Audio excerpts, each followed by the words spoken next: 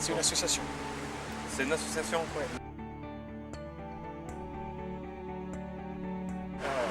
C'est la création de documentaires filmés, de projets environnementaux qui se passent en Suisse, d'accord, avec la collaboration de jeunes. Donc c'est un côté social, c'est un côté éducatif, un côté environnemental. Je vais travailler sur créer un documentaire et à travers ce documentaire, étudier ce qui est étudié pour faire ce documentaire de manière éducative et pédagogique. Une fois qu'il est fait, Une fois qu'il est fait, l'utiliser comme référence, enfin comme un support. comme outil, voilà, comme support de cours, comme support pour les écoles.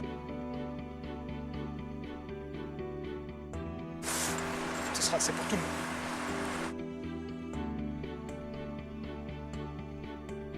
Il y a des gens qui ont une extrême intelligence, seulement le problème qu'il y a, c'est qu'ils ne sont pas entourés de gens qui les motivent.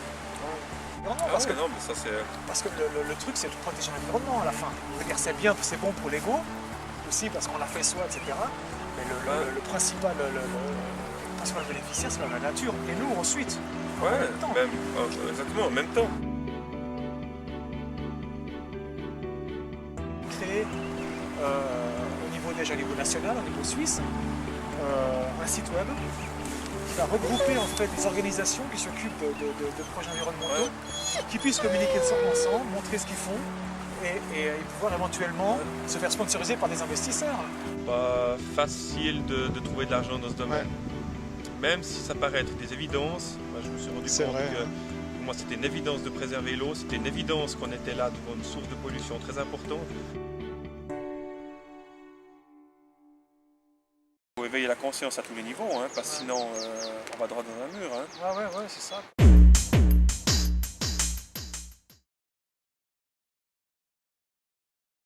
L'activité phare du projet Equilibrium, c'est tout d'abord de créer des documentaires. Un documentaire, c'est fait pour faire passer un message, d'accord? Et dans le cadre d'Equilibrium, le message à faire passer est celui de l'importance du mouvement. Alors lorsque je parle de mouvement, je veux parler du mouvement physique et psychologique. Bouger notre corps comme notre cerveau, afin qu'il puisse s'adapter à un quotidien non figé. Equilibrium, c'est créer un mouvement de manière consciente afin d'éviter tout décalage qui pourrait provoquer un état contraire à ce que nous recherchons vraiment.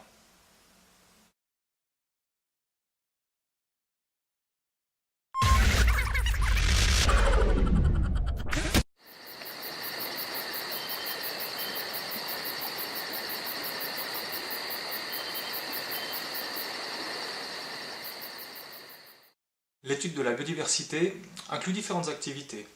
Tout d'abord, l'organisation d'entrevues avec des chefs de projets environnementaux pour offrir aux participants l'accès au cœur même des projets, ce qui va créer des rencontres.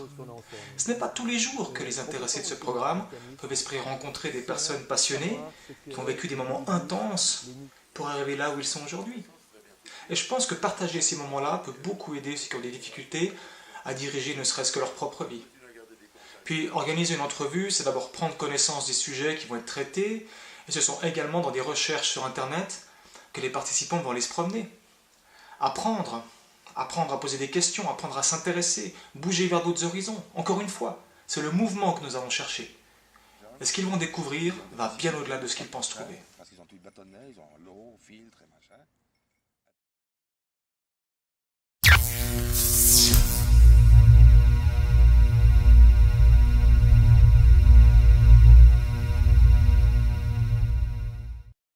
On ne va évidemment pas traiter le sujet de la biodiversité dans le domaine de l'environnement sans parler des technologies utilisées lors de ces projets. L'être humain adore la technologie. C'est comme si, à défaut de pouvoir comprendre quelque chose sur lui-même, il se concentrait uniquement sur ce qu'il utilise. Ça ressemble un peu à de la frustration, non? Durant ce programme, nous allons également nourrir cette frustration en utilisant la technologie, des caméras, des ordinateurs, tout ça pour s'ouvrir et s'intéresser à une autre sorte de technologie. La technologie biologique. Une technologie parfaite, tellement parfaite que les êtres humains ne cessent de le vouloir la copier. Malheureusement, sans pour autant y parvenir.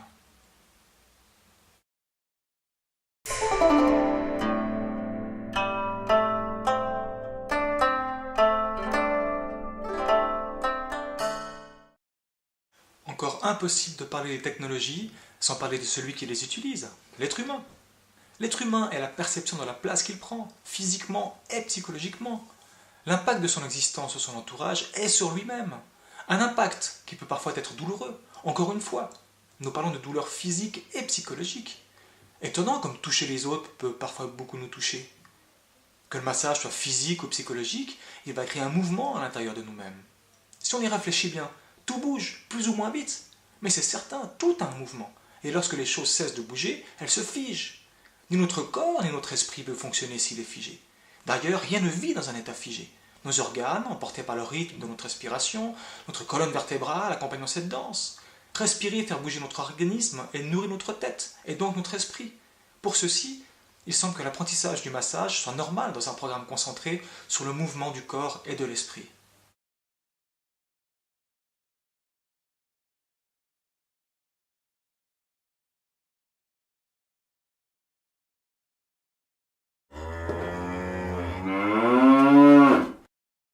Nous continuons dans ce 4e point vers une approche globale de notre dynamique d'être humain.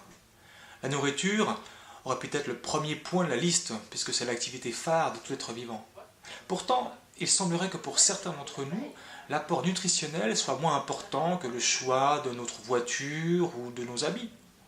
Nous sommes ce que nous mangeons. Mais un mystère règne encore sur ce que nous sommes. Et donc, pas étonnant d'être décalé de notre propre réalité nutritionnelle. Pour comprendre la nourriture, il suffit de l'observer. Nous pouvons nous nourrir de manière équilibrée simplement en se posant une question. Quelle couleur ai-je envie de voir dans mon assiette ? Une idée visuelle de la nourriture pour prendre conscience de la simplicité d'une telle activité. Varions les couleurs. Mélangeons nos envies. Créons un mouvement dans notre assiette, comme nous devrions le faire pour notre corps et notre esprit.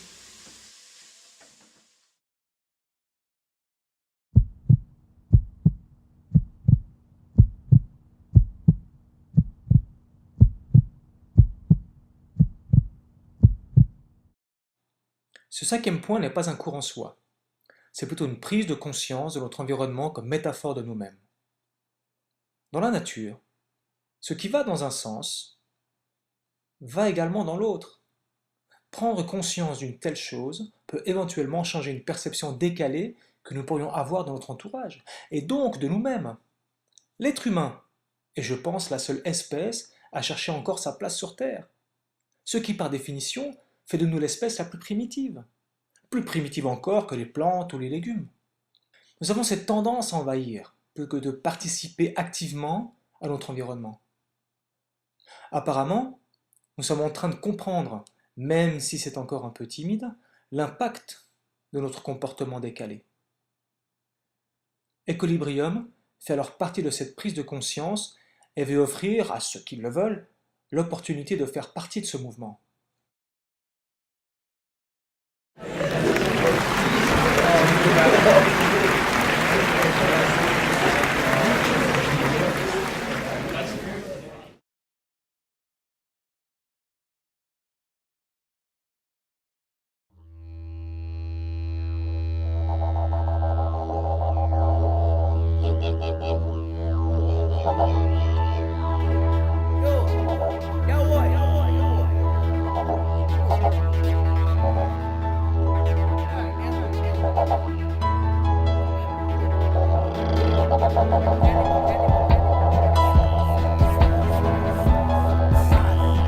Yabo bana.